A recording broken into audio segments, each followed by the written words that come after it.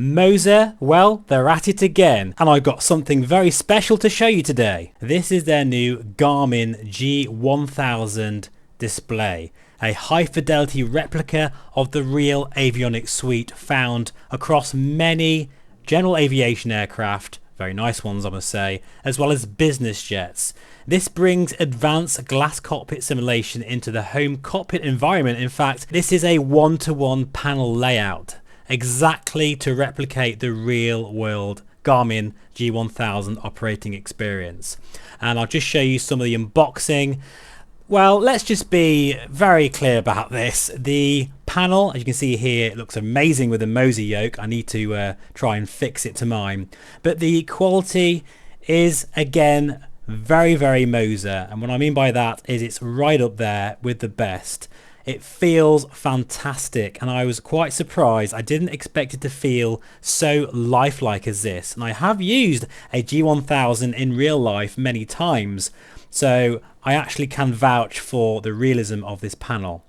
And those buttons and switches, they just feel very, very satisfying to use. It has brackets which are all metal in construction and very sturdy, although I would recommend bolting it to either your desk or your motion rig to make it really sturdy. But this is what I mean. You see, proper metal, no messing about here. Now the main unit isn't metal, but it is a high grade plastic, and it feels very nice as well. The great thing about this though is the ease of use. This thing is basically plug in and play. There's no need to spend 3 days binding everything.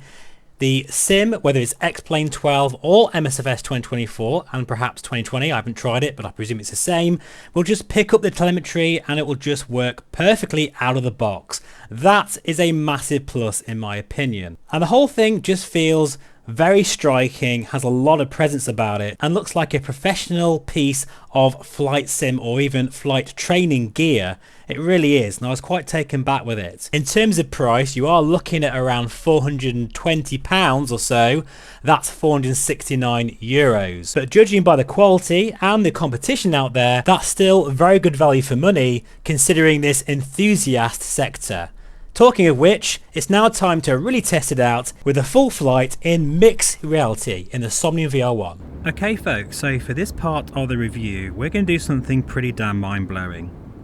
Right now you can just see the Garmin units of this Cessna 172, but lo and behold, if I just, let's just get the aircraft fired up for a moment here. This is amazing. What I'm going to do is pop out this display, which I need to press Alt and right mouse, I think it is. That's thanks to Mark from the Sim Hanger for showing me that. So if you're watching this, buddy, thank you so much for your help there. So we'll just do that now. If I just go into mixed reality, here we go. This is amazing. Look at that. So it's not quite lined up. Let me just move it a little bit. So now I've now got the Moza glass cockpit right in front of me, and I can use it. In fact, it looks way better in the headset than it does, of course, in the sim. And obviously I'm trying my hardest to record this in VR, but it's very difficult. But this really solves the problem of using high-end hardware like this in VR, because we're now properly using mixed reality as it's meant to be, in my opinion. Now I have made a sort of makeshift mask. With a bit more effort, I could easily make this perfect into the bezel of the real thing. Of course I could. But this is, again, just sort of a first impressions of how it runs. We're going to do a bit of a short flight here today from Humberside to... actually, let's go to Gamston. And we can do that simply by typing in what we need to on the main display. And I must say, straight off the bat, guys... the quality of this unit is fantastic. The buttons, just the way it feels, is such high quality. Right, Echo Golf, I think it's November Echo if I remember, and I'll just zoom in so you can see what I'm doing. But there we go, we've got that dialed in, so we can now press the enter button here. This feels so realistic, and yeah, make sure we're in CDI mode there. In terms of the map HSI, I'm quite happy with that. I think I'd like some next red actually, so we'll go to the PFD options. Make sure the wind option, yeah, we'll have option 2. I can see all this in the headset so friggin' well because of the denoise feature of the Somnium VR1, as well as the really nice high resolution pass-through. It's not the sharpest in the business. I still feel the Varia XR40 is a bit sharper than this, but this is a lot more configurable. It's so cool. And now we've got local dimming as well, which I've got to say is very, very impressive in this. I might have to do a separate video on that one.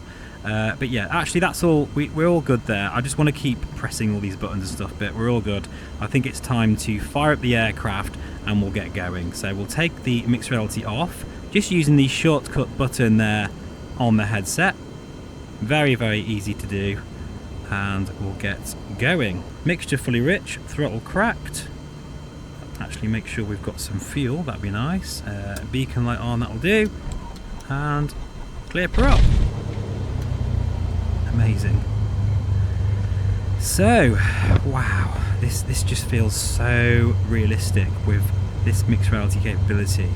And I'll just show you some close-ups again of what it looks like. The display is very, very, very sharp. And I will say that it's very easy just to pop out the panel and it will remember exactly the dimensions of the display. You don't have to keep resizing it every time, which I really do like. Very nice touch. So just to make this a bit more challenging, I'm going to have to use the mouse for my throttle because I'm not in the motion rig today.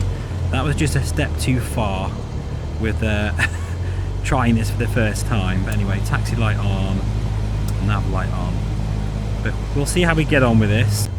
We're actually using the Moza pedals as well, which I really do love these pedals. They're not force feedback, but they have very nice feel, especially with the added damper as well. I just can't believe what Moza are doing right now with the flight sim hardware scene. They are absolutely killing it, guys. They really are. What I think strikes me more than anything else is the sheer quality of their products. They're just so, they just feel so real. And I have been lucky enough, guys, I have been very lucky to fly in a 182 a few times with a glass cockpit, and it just looks and feels exactly the same as the real thing. I just can't believe it, how we've got to this level. Anyway, we'll keep on going to the active runway here, and we'll put our landing light on now, strobe. So the Somnium VR1, if you're not aware of this particular headset, it really is the pinnacle of what we have right now for a flight simulation XR headset. This does it all, and does it all very, very well. You get a very high field of view with this as well. I'm measuring about 125 degrees horizontal, but that's you could get a lot more than that. I've just got it sort of loose on my head, which I prefer. Using the Studio Form kit, it's a force to be reckoned with, guys. And now with local dimming, friggin' how, like, I can't believe it. Like, they've done an amazing job with the local dimming on this, which means you now get pure deep blacks. And so far I haven't noticed any sort of blooming issues, but it is early days. I am going to keep testing it. Anyway, let's put the mixed reality back on now, because this is the special bit. I mean, that just looks amazing. So at this point, I'm now going to talk more about the Garmin unit as you enjoy this full flight to Galveston.